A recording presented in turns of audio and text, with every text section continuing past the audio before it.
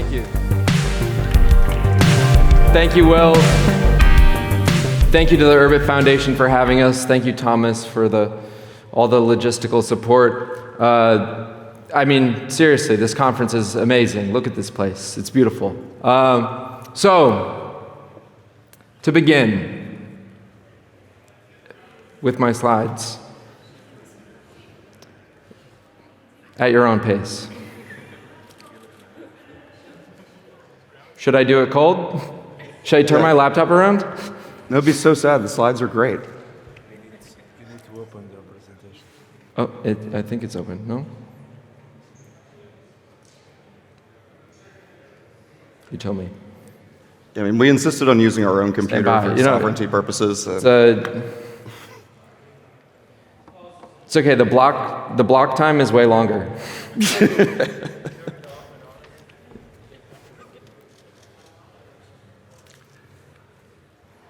Do you have a joke? I mean, this is basically it, right? What's going on? So, let's see, just to riff briefly. Yeah.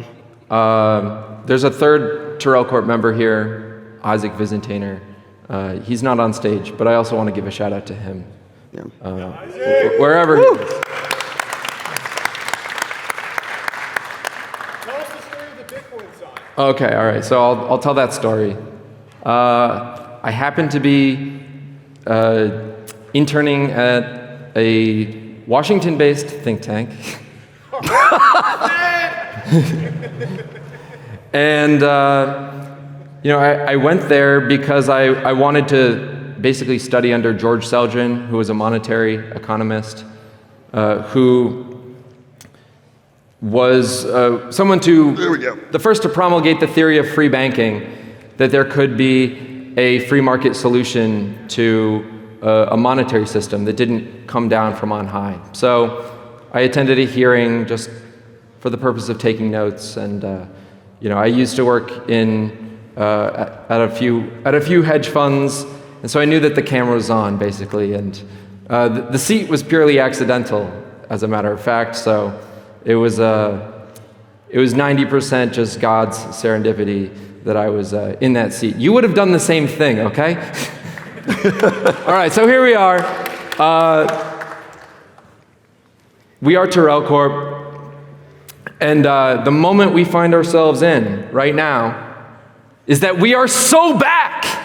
35,000 American dollars for Bitcoin. I mean, I know you came here expecting it to be a bear market conference. No, dude, we flipped bull, okay? Whether it's Jay Powell, whether it's the war in Israel and they're about to print, the money's gonna rain from the helicopter, or maybe we're gonna get the ETF. Like somehow, we are so back. We are so back. It's beyond words. But at the same time, it's so over. The blockchain revolution actually never happened. Raise your hand if you purchased cryptocurrency ever. Congratulations, you were exit liquidity. You were exit liquidity for this man, okay? All of the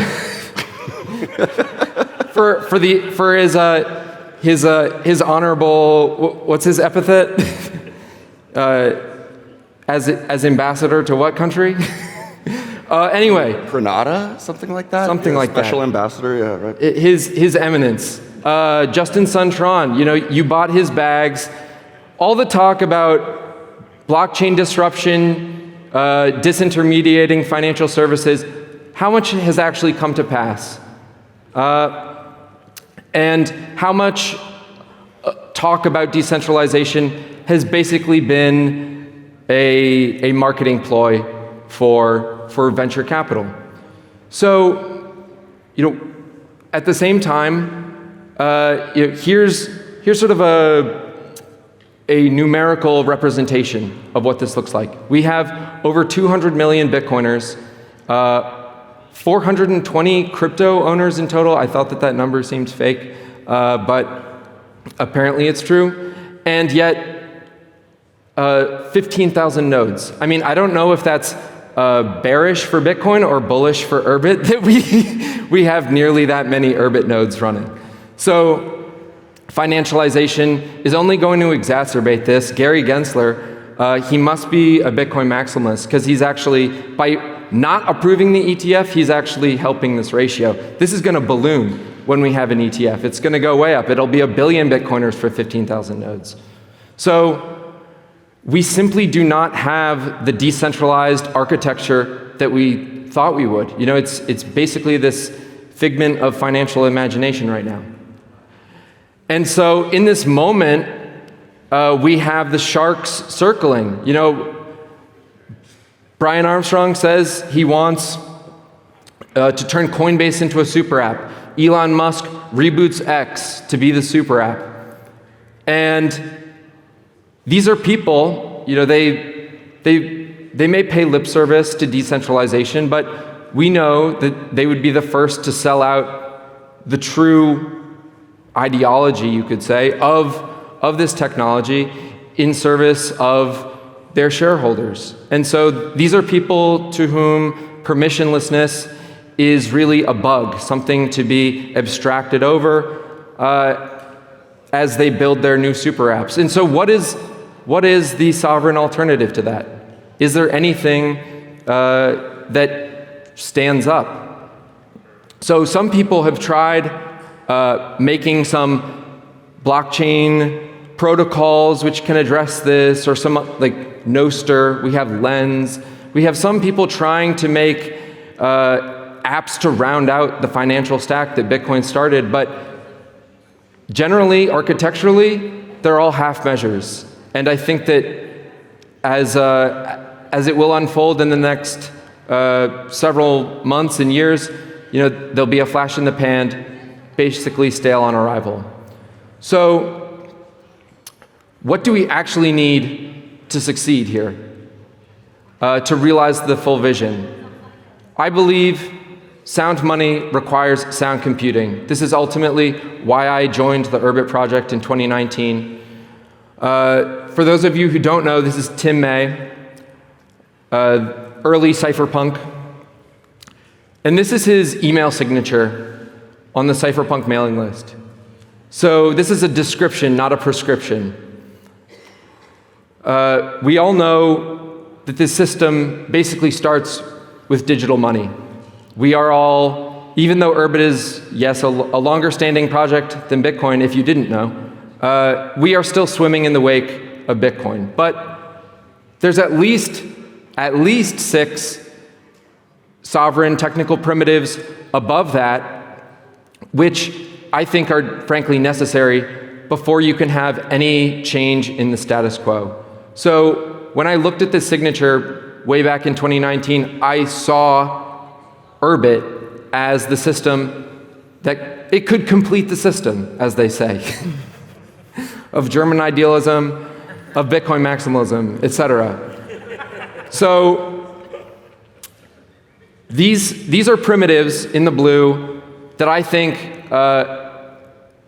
it may not be a complete list of technical primitives for a sovereign compute stack, but suffice it to say, Bitcoin itself is not sufficient. Bitcoin maximalists, the true laser eyes, they would tell you, well, fix the money, fix the world. You know, this is a little fatalistic.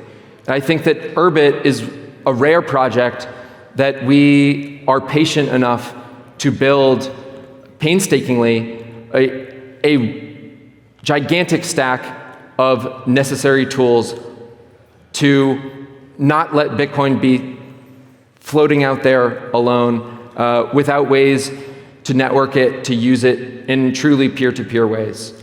Otherwise, it will just be Coinbase and X and Cash App for the rest of time. And that's a position of vulnerability that, frankly, I don't accept. So that is why in 2019, we started the Urbit project. This is a very humble project, first, just to bridge Bitcoin to Urbit. And it began, as you may remember if you were around for it, with the release of the Urbit Bitcoin wallet. So this brought Urbit from 0 to 1 on being able to make Urbit-native payments. And it's a mainnet Bitcoin wallet. If you used it, you may not have. Most people actually don't use mainnet Bitcoin as their preferred transactional currency. Indeed, Satoshi himself did not consider Bitcoin to be a likely candidate for the common daily use payment standard. So it's no small wonder that Bitcoin generally does not transact very much on chain. And so we, since the release of the Bitcoin wallet, we've been looking ahead toward, I think, the best candidate for scaling Bitcoin, which is the Lightning Network. And today, I'm very proud to announce that we have completed work on Urbit-Native Lightning, and It's alive! It's alive. It works! Yeah. A fully Hoon native Urbit client, which this man here, labor of love, built from scratch, and I'll let him tell you about it now. Well, not entirely from scratch. I took over the project about a year ago and have been cracking my skull against it ever since. I do want to give a shout out to Dasrun Fadben. He's not here, but he got the code base for building this started. But yeah, it's alive, finally. If you haven't heard me rant about it a billion times already, I'll just give you a few kind of Cliff's notes. Well, it's starting with the Lightning Network itself, right? So the Lightning Network is a set of payment channels, meaning bidirectional relationships, ledgers between individual people that are anchored to UTXOs on the Bitcoin chain. And so you can update the state of those channels sequentially in order to send payments, and then do that without having to mine a block in order to send the payment and settle later in an irreversible way. So the first thing to note about Volt, the Lightning implementation on Urbit, is that it is a Lightning implementation. Unlike the BTC wallet and provider agents that we had before, this isn't just a client that reaches out to an Earthside Bitcoin node. This is an actual Lightning node written in Hoon. You can open channels in between ships without ever touching Earth software. This actually works. Yeah. It's the real deal. Yeah. But yeah, so that said, we still want to be able to receive payments from the benighted Earthside economy. The Lightning Network is huge. There's relatively huge. There's about 5,000 Bitcoin in liquidity and several thousand nodes, quite a lot. So it's worthwhile, El Salvador or online or whatever, to be able to send payments to people outside of Urbit and receive them. And so the other piece of Volt is being able to bridge outside of the Urbit network onto the Earthside Lightning Network, right? And so the way we do that is basically have providerships that run LND, the most popular implementation in Earth software of Lightning, on the host as a sidecar, and reach out to that and use it to bridge payments over to payment channels that they keep open on the Earth side, and vice versa. And so one reason that we need to use LND is that, or the reason that Lightning node Volt nodes implemented in Urbit can't easily talk to LND nodes on the Earth side directly in the normal Lightning network is that there's a lot of things that we just don't need on the Mars side that are present in the Lightning spec.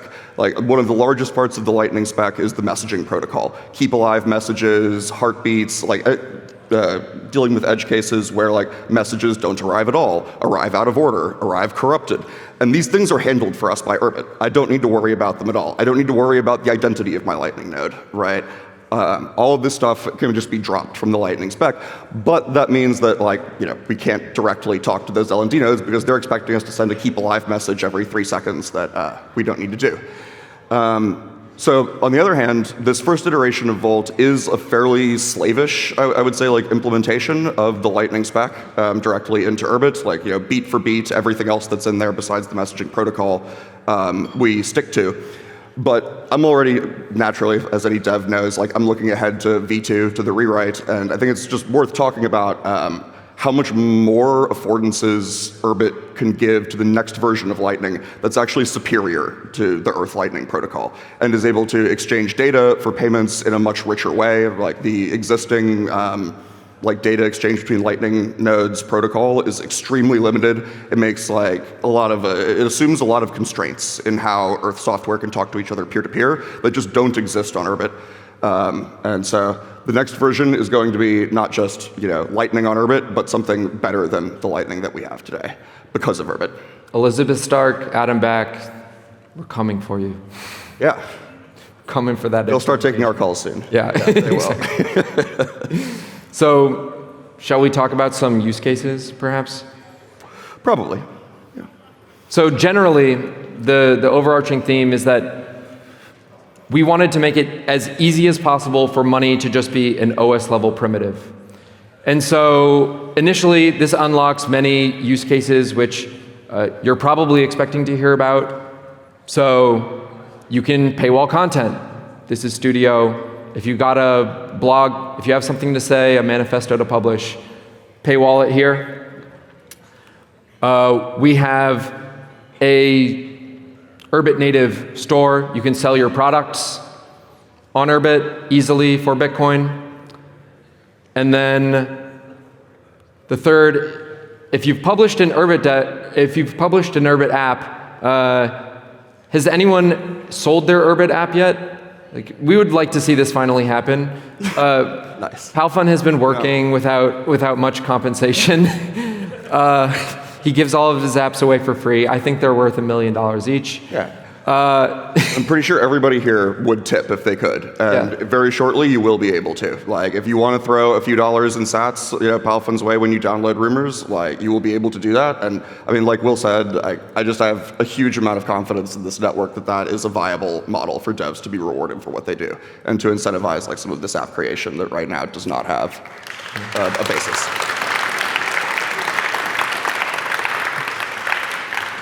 So these are fairly tractable use cases that you were probably expecting, but the reality is Lightning running on Urbit can frankly take us where fiat simply cannot follow. Money on Urbit becomes flexible and plastic in a way that the legacy financial system could never support or allow, either technically or under a regime of compliance. So, to the right. No. Hit that. There we go. Oh, yeah, there we go. Right. Betting markets.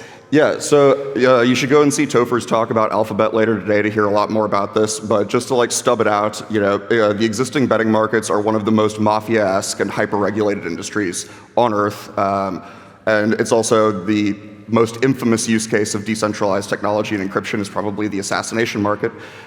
Similar reasons. Was I not supposed to mention that? No? Okay.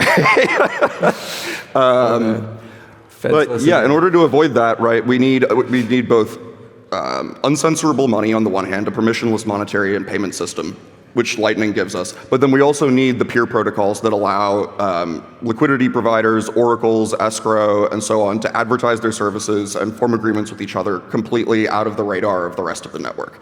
And Urbit provides this, and now that we have Lightning, we can actually start to implement payments into like prediction markets and betting and so on.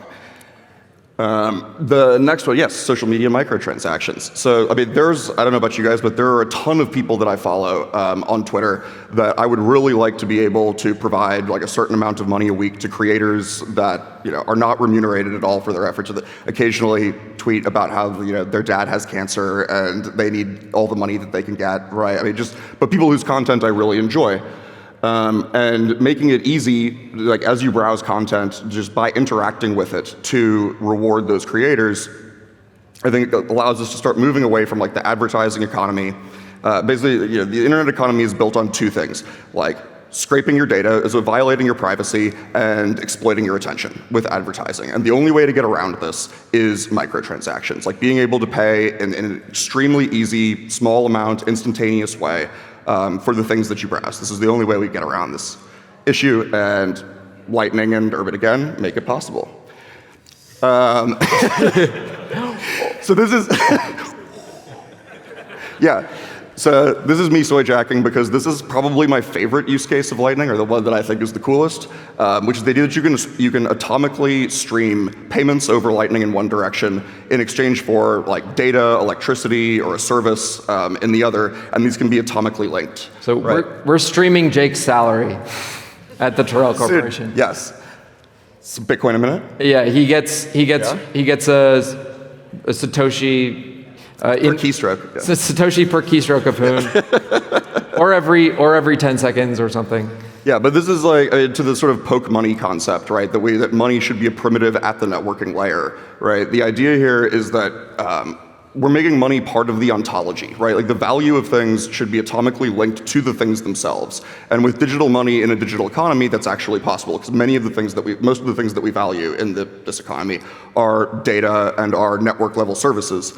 And being able to link those to instantaneous permissionless payments like Lightning that can be streamed and that like include in the payment cryptographic data that can be associated with the data that you're buying, the service that you're buying, and so on, means that we've actually integrated this into the metaphysics, so to speak, of the internet. And so that makes me really, really happy. As a philosophy dropout, which, God, I hope my parents don't watch this, but but yeah, it makes me extremely happy. And yeah, so then going beyond that, right, into so that's true of the network protocol, but the immediate implication of that is that the computers that are nodes in that network protocol now are commercial entities, right? If the data operations that they're providing are immediately monetizable at the network protocol layer, then your computer is also something that can be continuously making money for you, right?